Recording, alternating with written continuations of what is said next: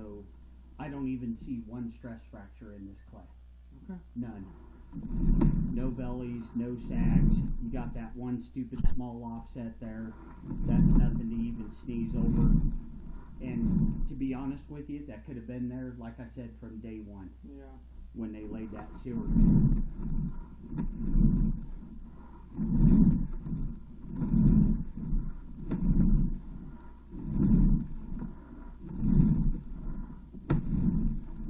Is that one of them? Yep, gone. See? Yeah. It's open. And it's imperative that you stay up on it. So the ones that don't listen to me are the ones that pay dearly.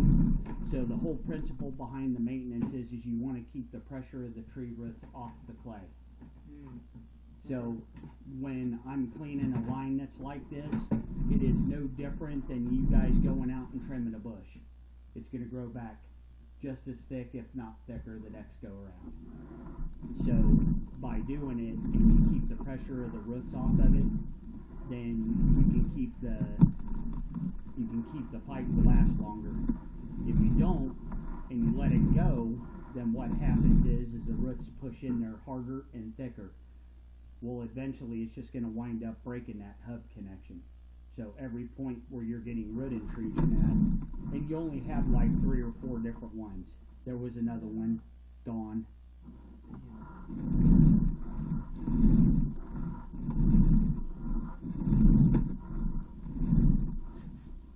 There's another one. That was one of your big ones, so it's opened up now. And like I said, you can use whatever brand of paper you guys want, as long as you're not using Charmin.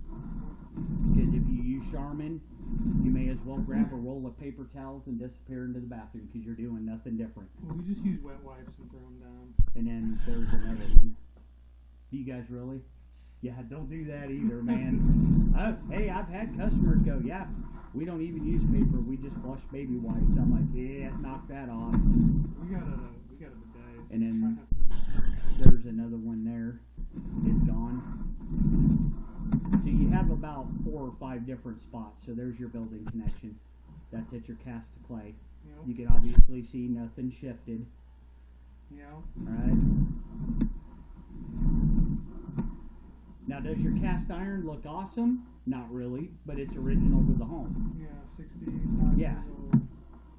So, and then see what happens is people start seeing this little ridge right in here, and they think the bottom of the pipe's gone. Yeah. And it's not. It's just some scale. That's what the guy was saying. So they see these little spots right here, and they go, oh, the bottom of your cast is gone. And there's no gravel, you don't see any dirt or anything like that. I'm so mad with this dude. And then see, here we go again. You see that ridge? Yeah. Where it like splinters out, real jagged along the edges there. And then you also have it a little bit at, what would be about 5 o'clock. That's not the pipe being gone.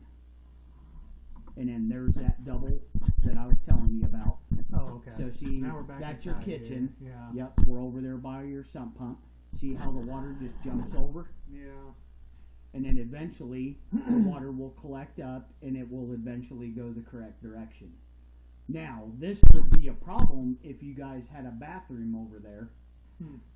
I would tell you immediately to dig that up and get rid of that fitting. The reason why, all your feces, toilet paper, all that would just skip right over here, and then this whole cavity right here would just load up.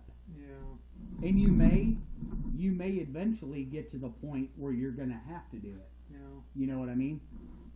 So, and all we would do would be to break up the floor. We would cut ahead of that downstream, upstream. That on this side, there's nothing there, because that used to be a floor drain, but it's gone now. And then this side over here is going to be your kitchen sink. So we would cut that fitting out and then put a Y in, and then just install a floor clean out. And then, boom, you're done. So that way, every time you guys do laundry, every time you run water in the kitchen, everything will go in the correct direction of flow, no matter which stack you run from. So when you do your maintenance, I would recommend that you run from here and not the other one, because this will get you well ahead of this cross, and your cable has better chances of bypassing and trying to get it to go and turn one way or the other.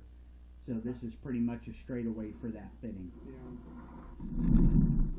And the cast, I mean, at least this part of it, it doesn't look horrible. I mean, you're going to get sloughing, so the worst thing that you can do to cast iron is have a bathroom that nobody uses or uses very seldom. You need to go in there every week and run water and flush the toilet. Just So, yeah, the water, the cast iron relies on the water to keep itself wet and moist. Okay. If you don't, it'll just sit there and dry rot out on itself. So this is the tie-in right here on the right at 9 o'clock, or at 3 o'clock, my apologies. That's going to be from the other stack. Yep.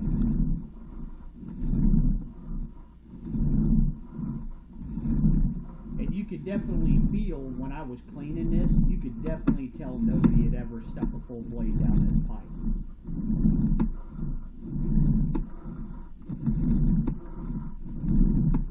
So between me, you, and the fence post, if he was able to get his camera all the way through across here, you're fine. Because if it was broke, damaged, offset, he would never have been able to get that camera through that 2-inch line. Okay. Period, point blank, end of story. So even if you wanted me to TV that, I think you'd be wasting your time and money. Okay. Because I already know where that cross is at. Yeah. I already know what's going on. So, like I said, what I would do is periodically fill up